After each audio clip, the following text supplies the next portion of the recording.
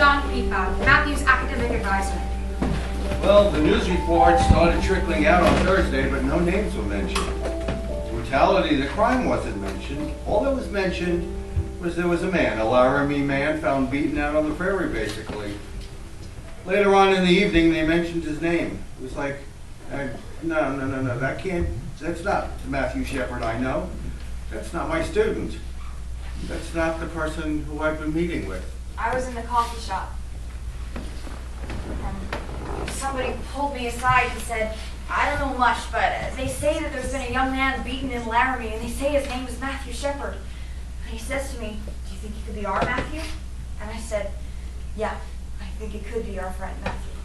So I called up my sister Trish, and I'm just like, I need to know anything. I don't know anything, so tell me what you know. So I'm talking to my sister on the phone, and when the whole story came up on Channel 5, and it was just like, ba-boom. And the news reports kept rolling in. Young University of Wyoming student, his age, his description. Like, oh my God.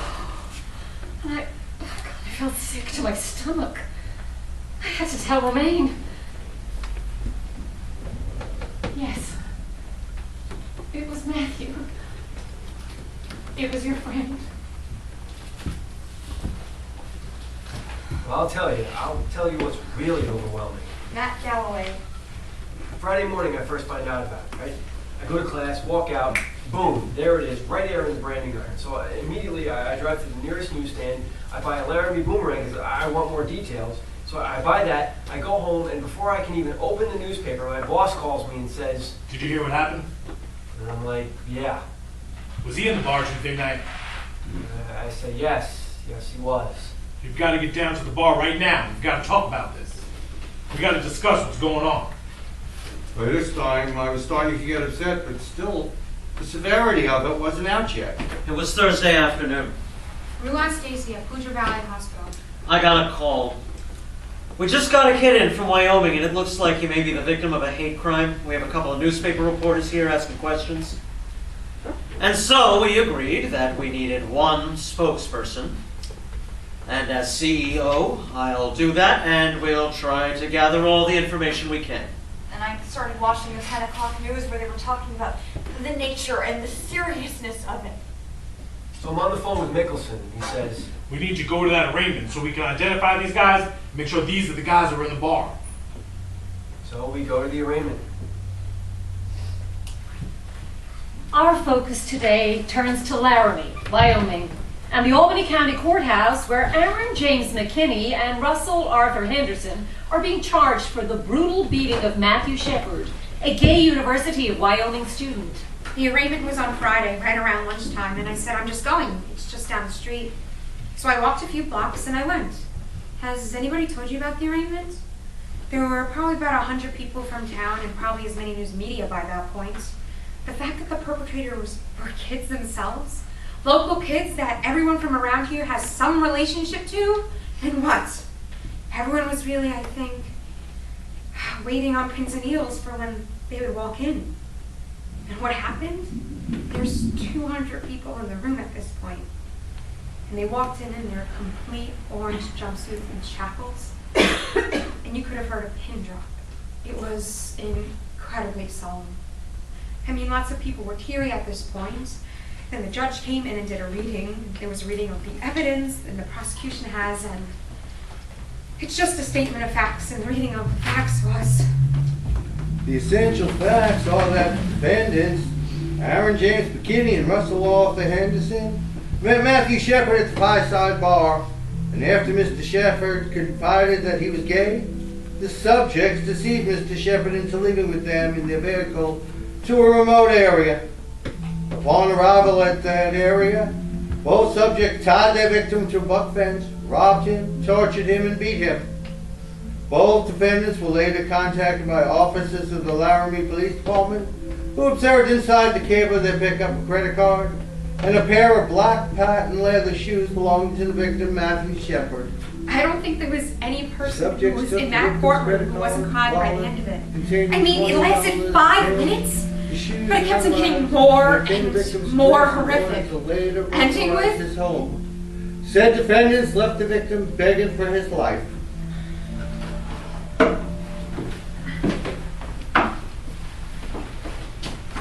Sergeant Hain. How could this happen?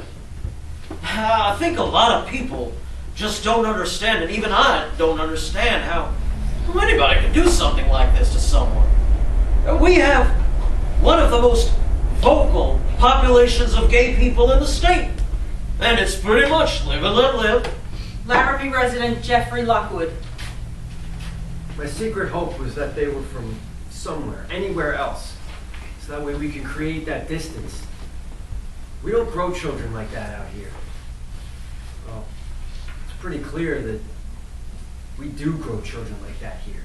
So that was the arraignment. And my response was pretty catatonic. Not eating, not sleeping. Don't leave me alone right now. More and more details came in about the sheer brutality, the motivation, how this happened. And then, quite frankly, the media descended and there was no time to reflect on it anymore. Laramie, Wyoming, often called the Gem City of the Plains, is now at the eye of the storm. The Aaron capital McKinney state and has Russell its Henderson rednecks, came yeah, from the that's poor for side sure. of town. But they're no Both more were from than The gay college. And as teenagers had been through clubs. Condition after They lived in trailer parks and scratched out small of city was built working at fast food restaurants and town. places. Russell's Matt Shepard, you and his friends all know, to be gay in cowboy country. It was huge. Yeah, it was herds, and we're talking hundreds of reporters, which makes a huge dent in this town's population. There's reporters everywhere, news trucks everywhere on campus, everywhere in the town. And we're not used to that type of attention to begin with. We're not used to that type of exposure. Tiffany Edwards, local reporter. These people are predators. Like, this one journalist actually cornered one of the judges on the case in the bathroom at the urinal and was, like, asking him questions. And the judge was just like, "Excuse me, can I please have some privacy?" And the journalist was, like, offended that the judge asked for some privacy. I mean, this is not how journalism started. Like, the Gutenberg press, you know?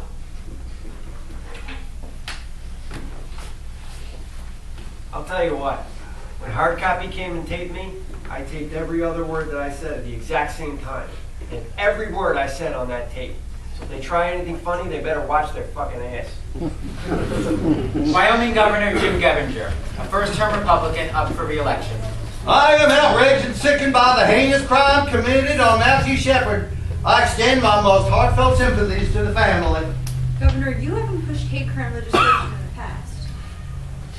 I would like to urge the people of Wyoming against overreacting in a way that gives one group special rights over others. We will wait and see if the vicious beating and torture of Matthew Shepard was motivated by hate. You've got the beginning of a news story where they have graphics in the background, and they've got murder in Wyoming. And Wyoming is red, like it's dripping with blood or something. And I'm looking at this, and it's like, what is this? This is sensationalism. And we're here going, wait a minute. We had the guys in jail in less than a day. Now, I think that's pretty good.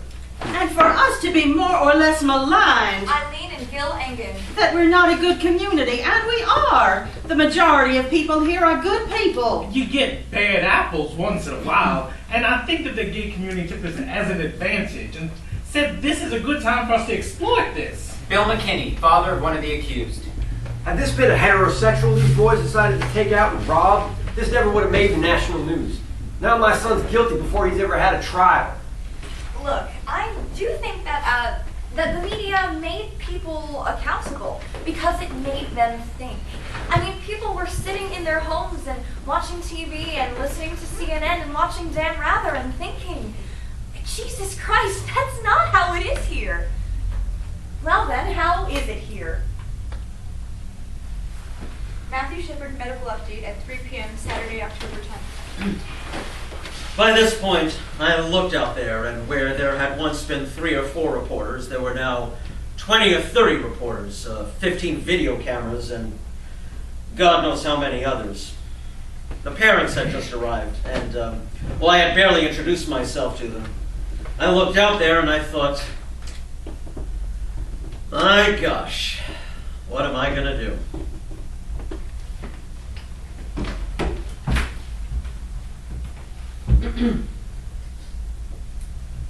Matthew Shepard was admitted in critical condition approximately 9:15 p.m. October 7th. When he arrived, he was unresponsive and breathing support was being provided. Matthew's major injuries upon arrival consisted of hypothermia and a fracture from behind his head to just in front of the right ear. This has caused bleeding in the brain as well as pressure on the brain. There were also several lacerations on his head, face, and neck. Matthew's temperature has fluctuated over the last 24 hours, ranging from 98 to 106 degrees. We have had difficulty controlling his temperature. Matthew's parents arrived at 7 p.m. October 9th and are now at his bedside. The following is a statement from them. First of all, we want to thank the American public for their kind thoughts about Matthew and their fond wishes for his speedy recovery. We appreciate your prayers and goodwill, and we know that they are something Matthew would appreciate too. We also have a special request for the members of the media. Matthew is very much in need of his family at this time, and we ask that you respect our privacy as well as Matthew's, so we can concentrate all of our efforts, thoughts, and love on our son. Thank you very much. Both Aaron McKinney and Russell Henderson pled not guilty to the charges. Their girlfriends, Chastity Paisley and Kristen Price, pled not guilty after being charged as accessories after the fact. On our next trip, we spoke with the chief investigating officer on the case, Detective Robbie Bree of the Albany County Sheriff's Department. I guess the thing that bothered me the most was when I went down to Poudre Valley, where Matthew was. And the thing that bothered me the most was seeing him and touching him. As a homicide detective, you look at bodies. This poor boy is sitting there fighting for his life, trying to make it. I just wanted it so by the book, you know? I keep seeing that picture in my head of when I found him, Aaron Kreifels. and it's not pleasant whatsoever. I don't want it to be there. I want it to, like, get out. It's pretty unbelievable to me that I was the one that found him, you know, because with my religion and all, the big question for me is, why did God want me to find him? I know how to take care of myself, and I was irrationally terrified. Catherine Connolly. So what this means is not letting my 6-year-old son walk the streets. Seeing a truck do a U-turn and thinking it's coming after me. Having to stop because I'm shaking so bad. In fact, that truck did not come after me, but my reaction was to have my heart in my mouth. Ultimately, no matter how you dice it, I did have an opportunity. Matt Galloway. If I had amazing 20/20 hindsight to have stopped what occurred, I keep thinking, I should have noticed. Those guys should not have been talking to this guy. I shouldn't have had my head down for the 20 seconds when I was washing dishes. Things I could have done. What the hell was I thinking? So you do a lot of studying and you spend hours and hours and hours. You study and study and study, talking to officers, making sure they understand. You talk to your witnesses. Again, and it always comes back to I get this flash of seeing Matthew. I wanted it so tight, so there was no way they were going to get out of it. One of the things that happened when I got to the fence. Reggie floating. Well, it was just there was such an overwhelming amount of blood, and well, we have to wear protective gloves, but well, we had a really cheap sheriff, you know, and he bought us these shit gloves, and you know, you put them on, and they kept breaking, and well, so finally we just ran out of gloves, and well, you know, you figure. Don't hesitate, you know? That's what your mind tells you all the time. Don't hesitate, you just keep moving, and you try to help Matthew, and you find an airway, and that's just what you do, you know? The thing I wasn't telling you before is that Reggie is my daughter. Marge Murray. And when she first told me she wanted to be a police officer, well, I thought there was not a better choice for her. She could handle whatever came her way. Probably a day and a half later, the hospital called me, and well, they told me that Matthew had HIV. The doctor said, you've been exposed. You've had a bad exposure. And, well, because you see, I've been building a lean-to for my llamas, and my hands had a bunch of open cuts on them, so I was kind of screwed, you know. So you think, oh shoot, you know. Would you like to talk about losing sleep? Okay, so I said to the doctor, all right, what do I do? And he said, get up here. So I got up there and we started that ATZ drug thing immediately. Now, they told me that that's a medication that if it's administered 36 hours after you've been exposed, it can maybe stop your getting the disease. It's a mean, nasty medicine. Yeah, mean. I lost 10 pounds, a whole lot of my hair. You know? And quite frankly, I wanted to lash out at somebody. Not Matthew. Please understand that nobody is mad at Matthew. But we maybe wanted to squeeze McKinney's head off. And to think about Henderson. And you know, two such absolutely human beings cause so much grief to so many people. It has been terrible for my whole family, but it has been the worst for her and her daughters. I think it brought home to my girls what their mom does for a living. Well, Reggie, you know what I'm going to tell you now. Yeah, my parents told me, you know, both said the same damn thing. You're quitting this damn job. Yeah, it's just a parent thing, you know. They're terribly proud of you because, well, you do a good job, you know, whether it's handling a drunk or handling a case like this, but, oh, but they don't want you getting hurt. Like I said, there's a right way, a wrong way, and Reggie's way. So finally I just said, lighten up, Francis. You are so stubborn. Oh, yeah, they say I'm stubborn, and, well, I don't believe it. I just think, okay, you know, I've heard your opinion, and now here's mine. I am 39 years old. I mean, what are you going to do? Stamp me? Well, Reggie, don't give me any ideas. It'll look pretty funny, you know. I mean, what can they say? I just hope she doesn't go before me. I just couldn't handle that. University of Wyoming President Philip Dubois.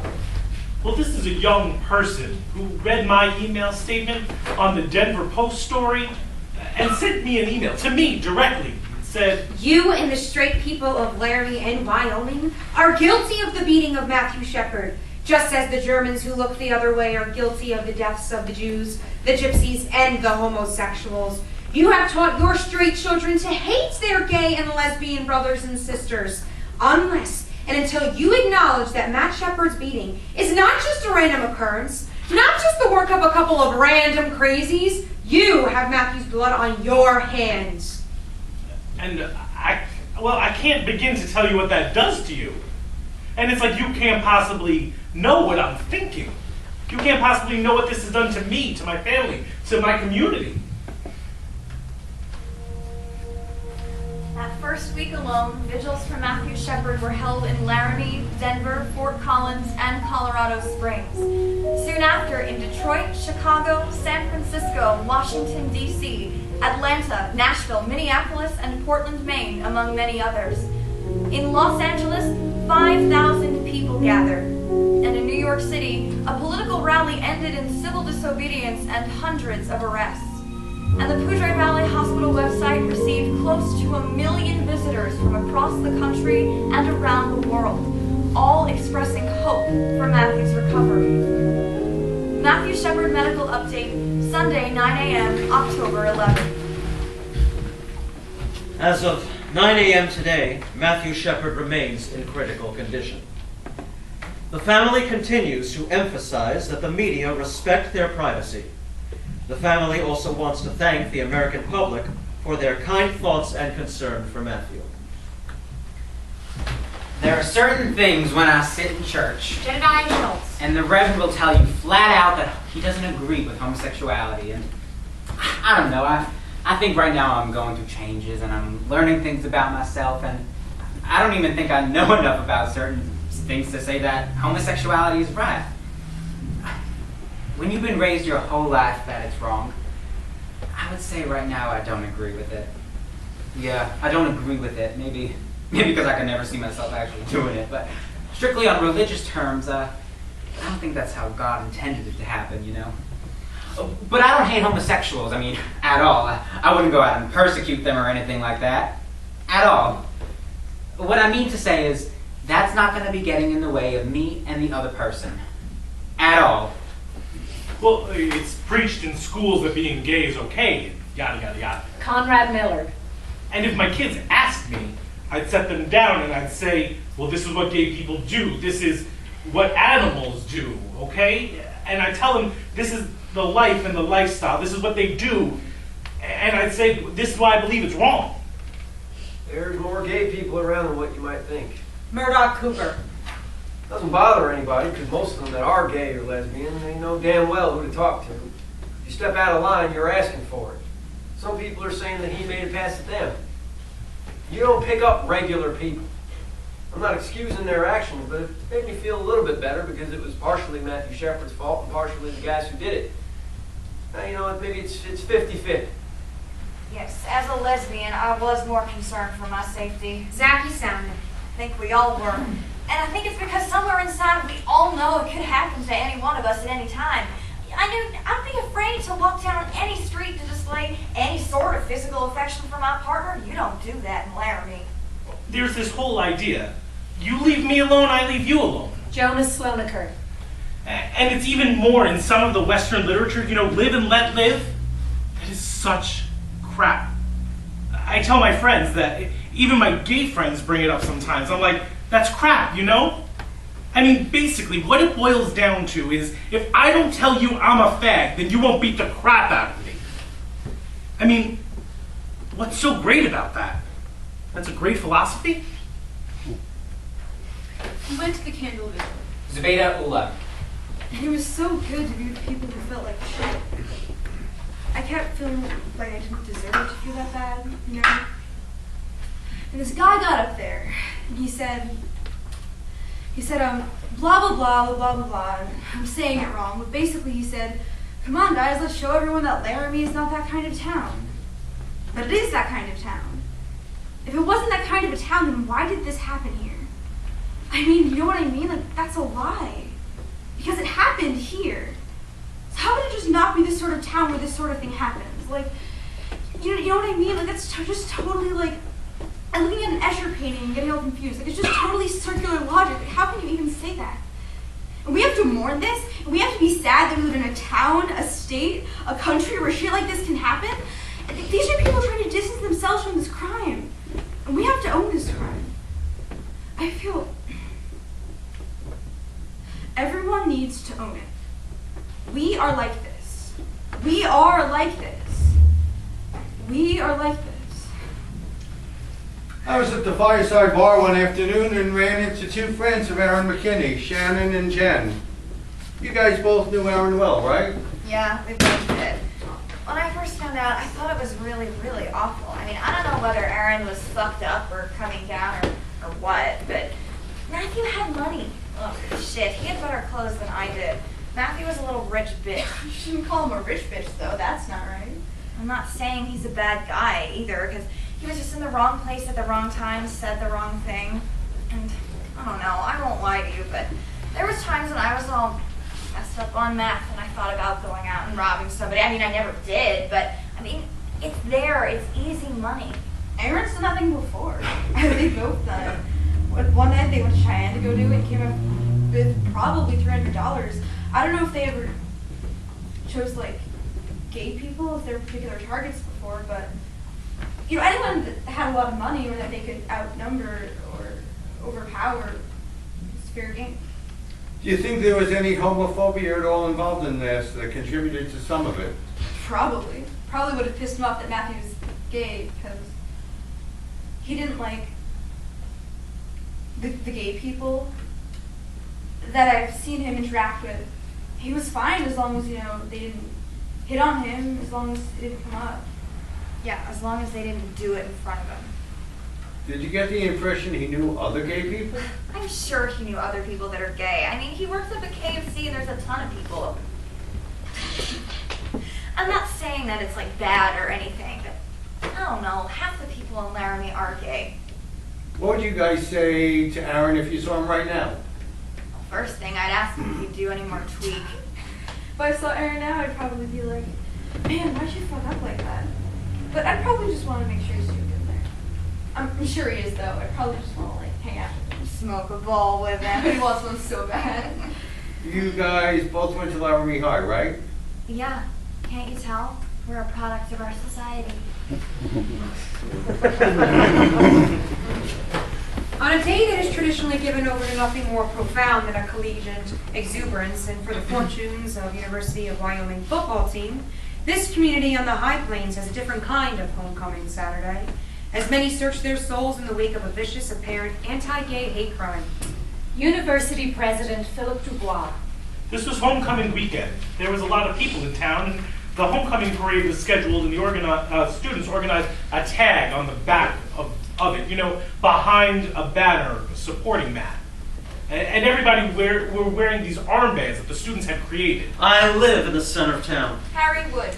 And my apartment has 2 windows on opposite sides of the streets. One goes north and one goes south. And that is exactly the homecoming parade route. Now, on the day of the parade, I had a cast on my leg because of a fall, anyway. So I was very disappointed because I really wanted to walk with the people who were marching for Matthew, but I couldn't. So I watched from my window, and it was just, I'm 52 years old, and I'm gay, and I have lived here for many, many years, and I have seen a lot. And I was very moved when I saw the tag on the end of the homecoming parade, about 100 people walking behind a banner for Matthew Shepard. So then the parade went down to the end of the block to make a U-turn, and I went to the other side of my apartment to wait for it to come south down the other street.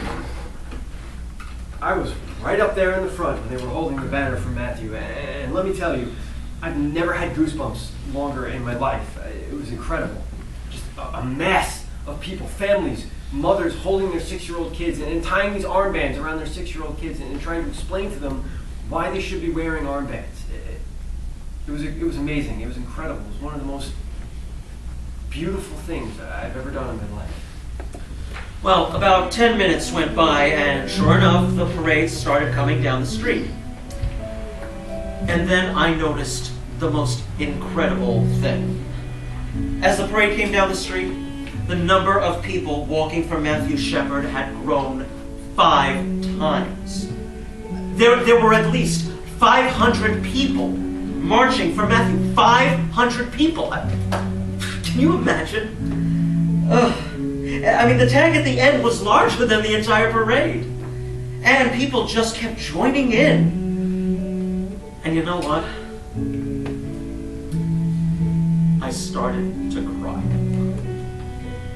Tears were streaming down my face.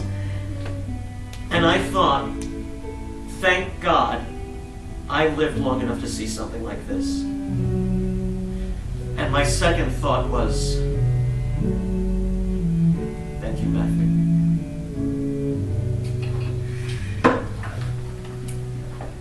I really haven't been all that involved, per se. Well, my husband, he's the highway patrolman, so that's really the only way that I know about it. Now, when I first found out, I just thought it was horrible. I mean, nobody deserves that. I don't care who you are. But the other thing that wasn't brought out, at the same time that this happened, that patrolman was killed. And there was nothing. Nothing. They didn't say anything about the old man that killed him. He was driving down the road, and he shouldn't have been driving, and he killed him. And it was just a little tiny piece in the paper. And he was one of our guys. You know, my husband worked with him. The man was brand new on the force, and one of ours, and it was just a tiny little piece in the paper. A lot of my feeling is that, well, the media is portraying Matthew Shepard as a saint, making him out to be a martyr, and, well, I don't think he was. I don't think he was that pure. Now, I didn't know him. I mean, there's just so many things about him that I found out, and, well, it's just scary. you know, about his character, and spreading AIDS and all that, and well, being the kind of person that he was, you know, and he was just a barfly, you know. And I think he pushed himself around. I think he flaunted it. Everybody has got problems. But why they exemplified him, I just don't know. I mean, what is the difference if you're gay? A hate crime, it's a hate crime. I mean, if you murder somebody, well then you hate him. It has nothing to do with if you're a gay or a prostitute or whatever. I don't understand. I just don't understand. Company member Lee Fondakowski. This is one of the last days on our second trip to Laramie. Greg and I have been conducting interviews nonstop, and we're exhausted. We are to meet Father Roger at 7:30 in the morning. I was wishing we could just skip it altogether, but we have to follow through to the end. So here we are, 7:30 a.m., 2 queers and a Catholic priest. Matthew Shepard has served us well, you realize that. He served us well, and I don't mean to condemn Matthew to perfection, but I can't mention anyone who has done more for this community than Matthew Shepard. I'm not going to sit here and say I was just this bold guy, no fear. I was scared. I was very vocal in the community when this happened, and I thought, you know, should we call the bishop and ask his permission to do the vigil? I was like, hell no, I'm not going to do that. His permission doesn't make it correct, you realize that. And I'm not knocking bishops, but what is correct is correct. You people are just out here on a search, though. I'll do this. I'll trust you people that if you write a play of this, that you say it right, say it correct. I think you have a responsibility to do that.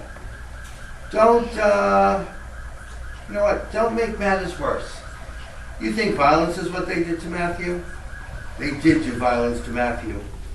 But you know, every time that you're called a fag or you're called, you know, a les or whatever it is. Or a dyke? Dyke, yeah, dyke. Do you realize that's violence? That's the seed of violence. I resent it immensely if you use anything I said, you know, to somehow cultivate that kind of violence, even if it's in its smallest form. I resent it immensely. You need to know that. Thank you, Father, for saying that. Just deal with what is true. You know what's true. You need to do your best to say it correct.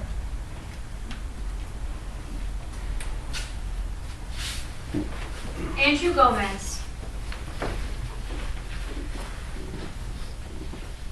I was in there. I was in jail with Kinney in December. I got thrown in over Christmas. Assault and battery. 2 counts. I don't really want to talk about it. Anyway, just trying to eat our Christmas dinner, or motherfucking stuffing and bread and roll and whatnot. And I asked him, I was like, you know what? Tell me something, man. Tell me something. Why would you kill a faggot if you know you're destined to be a faggot later? Because he's either going to get humped a lot or he's going to get killed.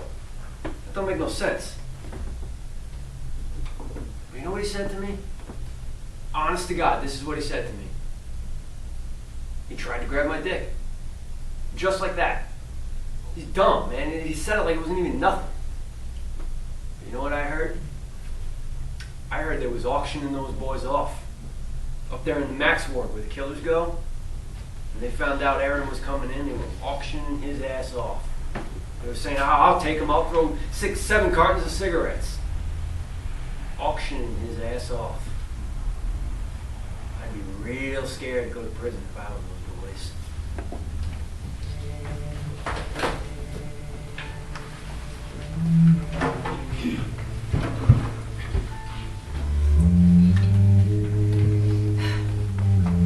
Hello? Reverend? Yes, hello? I believe your wife told you a bit about why I'm contacting you. Yes, she did. And let me tell you, I don't know that I really want to talk to anyone about any of this incident. I am somewhat involved, and I just don't think Yes, I it would... completely understand. I don't blame you. You know I went to your service on Sunday. You went to the services on Sunday? Yes, I did. On Sunday? Yes, this past Sunday.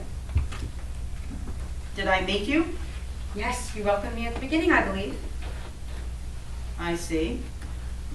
Well, let me tell you, I am not afraid to be controversial or to speak my mind, and that is not necessarily the view of my congregation, per se.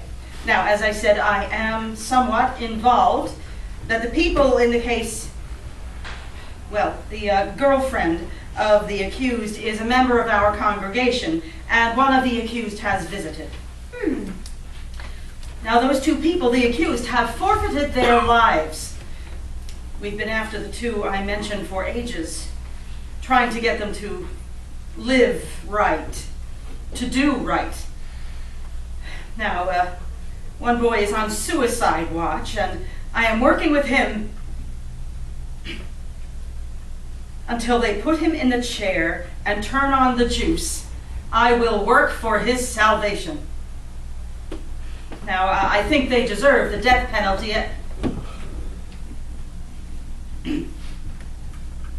I will try to deal with them spiritually. Right, I understand. Now, as for the victim, I know that lifestyle is legal, but I will tell you one thing. I hope that Matthew Shepard, as he was tied to that fence, that he had time to reflect on a time when someone had spoken to him the word of the Lord. And I hope that before he slipped into the coma, he had time to reflect on his lifestyle. Thank you, Reverend. I really appreciate you talking with me.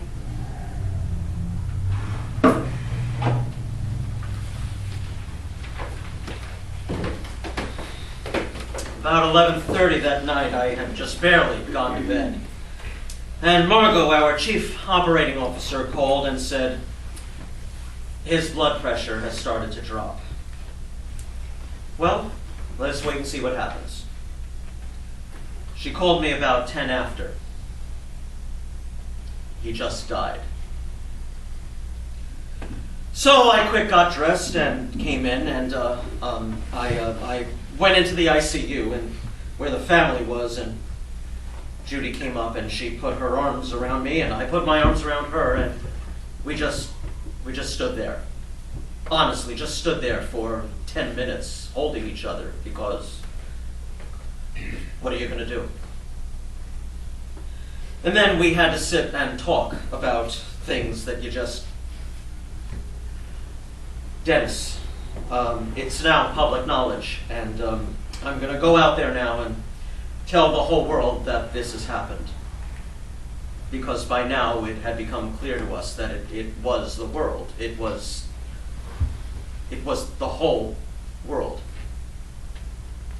And so Judy told me what she wanted me to say, and I went out there at 4:00 a.m. Matthew Shepard medical update for 4:30 a.m. Monday, October 12th.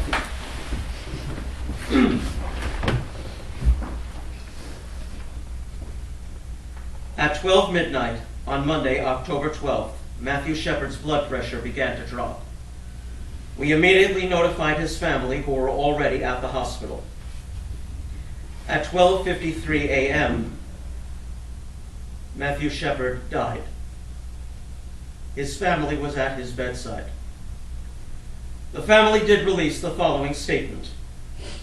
The family again asked me to express their sincerest gratitude to the entire world for the overwhelming response for their son. The family was grateful that they did not have to make a decision regarding whether or not to continue life support for their son. Like a good son, he was caring to the end and removed guilt or stress from the family. He came into the world premature and left the world premature. Matthew's mother said, "Go home, give your kids a hug, And don't let a day go by without telling them that you love them.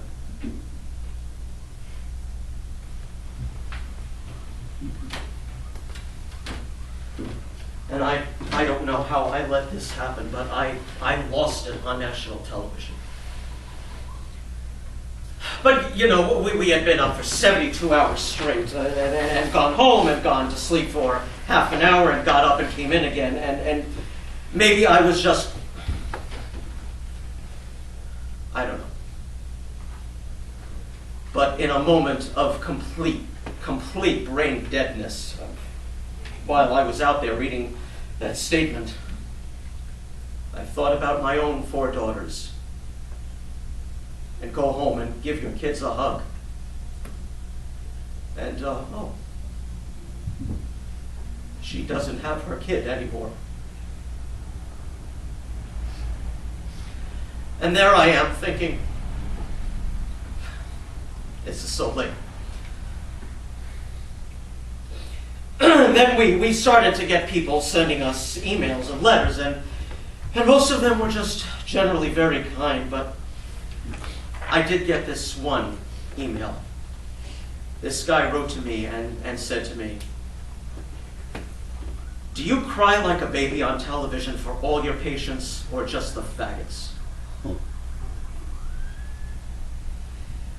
And as I may have told you before, homosexuality is not